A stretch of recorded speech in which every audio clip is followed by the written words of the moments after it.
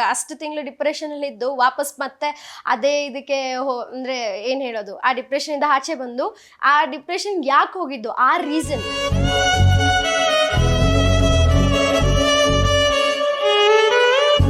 Which is very wrong. ಅಂದ್ರೆ ಇವಾಗ ನಾನು ಅವ್ರಿಗೂ ಹೇಳಕ್ಕಾಗಲ್ಲ, ಇವ್ರಿಗೂ ಹೇಳಕ್ಕಾಗಲ್ಲ, ಹಾಗಾಗಿದೆ. ಸೊ ಎಲ್ಲಿಗೆ ಹೋಗೋದು ಗೊತ್ತಾಗ್ದಿರಾ I just gave a complaint.